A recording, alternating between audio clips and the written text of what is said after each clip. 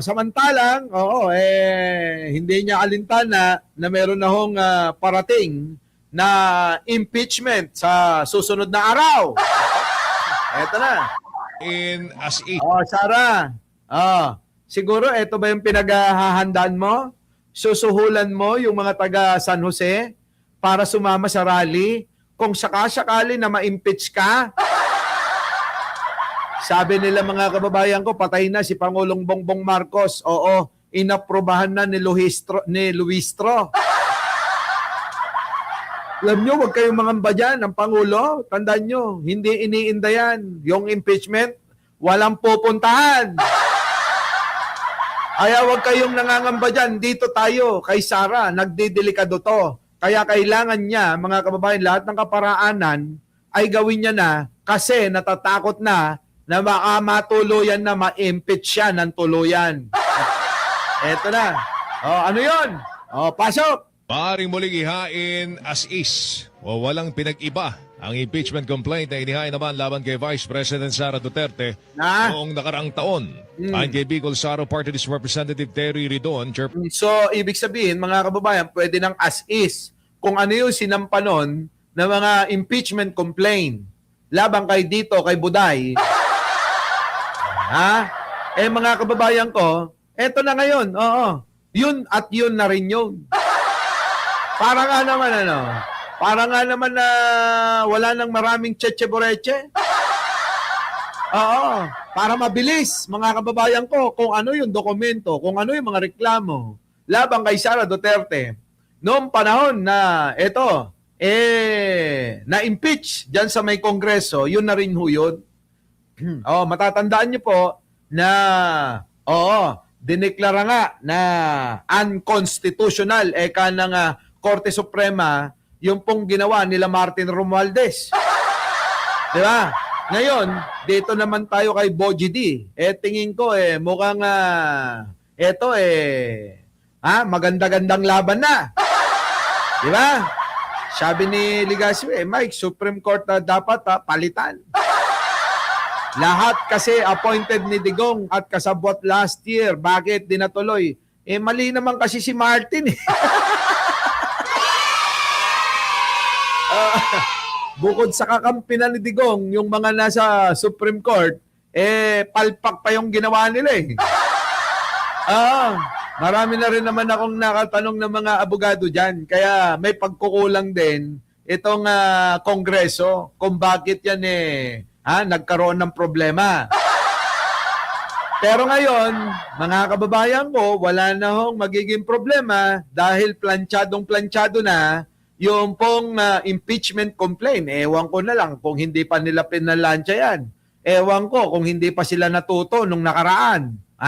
Ngayon, mga kababayan ko, etong ilang araw na lang ang parating, isasampa na po ang panibagong impeachment complaint laban kay Sara Duterte!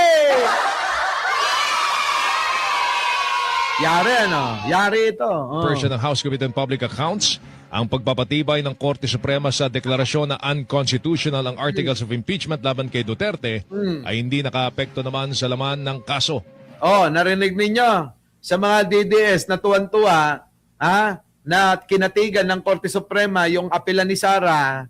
Ito na ngayon, yung lagi kong sinasabi noon na hindi nila na iisip na parating itong kanyang panibagong pagsasampa ng impeachment complaint. Walang mababago mga kababayan ko. Tuloy-tuloy ito.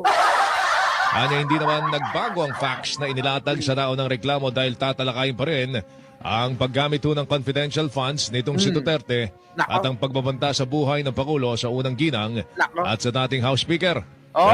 Kita niyo mga kababayan ko. Naalala niyo ho ba yun, mga kababayan, nung pinagbantaan niya si Pangulong Bongbong Marcos at saka si First Lady at saka si, yaan nyo na yung isa. Diba? Yun po yung kasama, mga kababayan. I feel na tuloy na ang impeachment. Oo naman, tuloy-tuloy yan.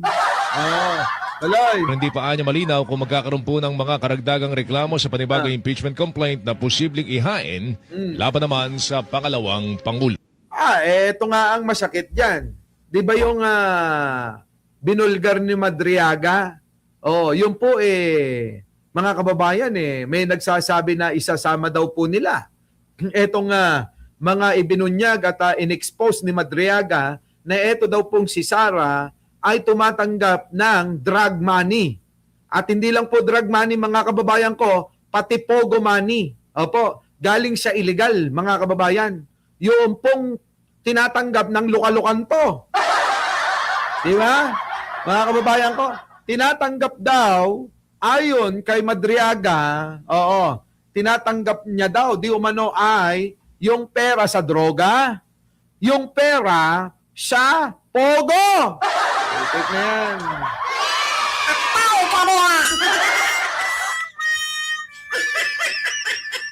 Diba mga kababayan ko, yan pagkaisipin ninyo. Baka yan ngayon yung pinamumudmud niya na mga tag sa 10 kilo ng bigas. Kita nyo mga kababayan ko, tag sa 10 kilo ng bigas. Matindi mga kababayan ko to. Dito naman tayo. Si Sara Duterte. Ngayon kanina nga ay nagkaroon po ng mga hearing diyan sa may Kongreso at yun na nga pinukpukan na ni Luistro na sufficient daw yung pong mga hinain na impeachment complaint laban kay Pangulong Bongbong Marcos. Eto naman ang kaibahan. Ako po naniniwala na walang mangyayari doon dahil mangyayari pa magkakaroon pa uli ng mga botohan. Aaralin pa yung mga laman ng mga inain na mga impeachment complaint laban kay Pangulong Bongbong. Eto, isipin nyo maigi. Siyempre kailangan maging parehas nila Dahil nga may paparating na impeachment complaint laban kay Sara Duterte. Ganon din kay Pangulong Bongbong, nauna lang yung sa kanya. Kay Sara paparating na. Siyempre unfair naman yan. Kung ang mangyayari si Pangulong Bongbong absuelto agad, tapos si Sara Duterte pasok na pasok sa banga. Para nga naman hindi sila masyadong obvious. Na talagang si Sara kapag eto na impeach, walang masasabi yung tao. 'Di ba? Pinagbibigyan lang mga kababayan na maging parehas. Siguro ni Luistro.